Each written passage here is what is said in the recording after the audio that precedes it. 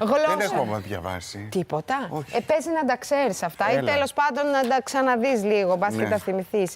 Εκτίθομαι ή εκτίθεμαι? Εκτίθεμαι.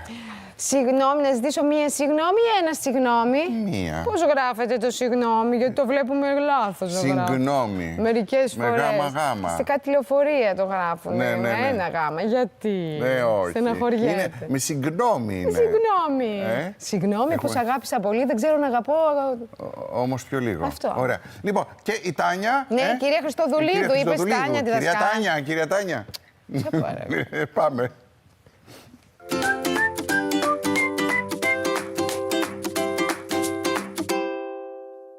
Πλειοψηφία ή πλειονότητα.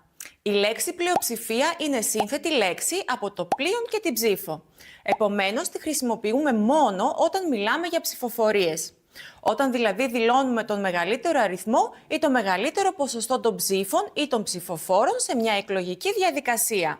Με τη λέξη όμως πλειονότητα δηλώνουμε γενικώς και αορίστως το μεγαλύτερο μέρος ή τμήμα ενός πλήθους, ενός αριθμού προσώπων ή και πραγμάτων. Για παράδειγμα λέμε, όχι πάντα, αλλά στην πλειονότητα των περιπτώσεων είχε δίκιο.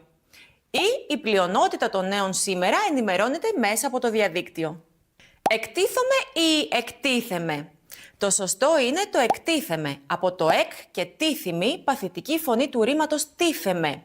Το ρήμα εκτίθομαι δεν υπάρχει, άρα είναι εκτίθεμε, εκτίθεσαι, εκτίθεται, εκτιθέμεθα, εκτίθεστε και, προσοχή, εκτίθενται και όχι εκτίθονται. Ζήτα μια συγγνώμη ή ζήτα ένα συγγνώμη. Πολλοί από εμάς δύσκολα λέμε αυτή τη λέξη. Καταρχάς, να σημειώσουμε πως γράφεται με 2 γάμα και όχι με 1, γιατί δημιουργείται από το συν και γνώμη, που το νη γίνεται γάμα. Τώρα το σωστό είναι να πούμε ζητώ μια συγγνώμη, γιατί το ουσιαστικό συγγνώμη είναι θηλυκού γένους. Εσύ ζητάς εύκολα συγγνώμη? Σωστό και είναι λάθος.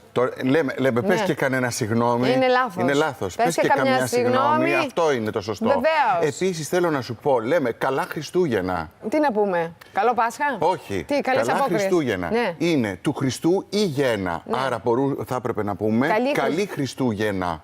Το έχει πει αυτό η φιλόλογος? Όχι, το λέω εγώ. Θα το, τη ρωτήσω το είδα πρόσεξε. κάπου στο Κυρία, YouTube. ο κύριος Φώτης λέει τρέλες. Δεν λέω τρέλες. Δεν είναι του Χριστού η γέννα. Η Ναι, γέννα, είναι, δεν είναι αλλά- φιλικό. Ξέρω, Γιατί λέμε ρε, καλά παιδί μου. Χριστούγεννα, γιατί είναι πολλά. Γιατί έχεις ακούσει πουθενά να λέμε ή Χριστούγεννα, τα Χριστούγεννα? Όχι, λέμε η γέννα. Έτσι δεν είναι. Κανονικά δεν θα έπρεπε να ήταν καλή Χριστούγεννα. Ναι, ρε παιδί μου, δεν είναι γέννα, μπορεί να είναι και γεννητούρια. Γεννητούρια λέμε. Δεν ξέρω, θα Γιατί το δεν πει λέμε φιλόλογος. καλά Χριστουγεννητούρια.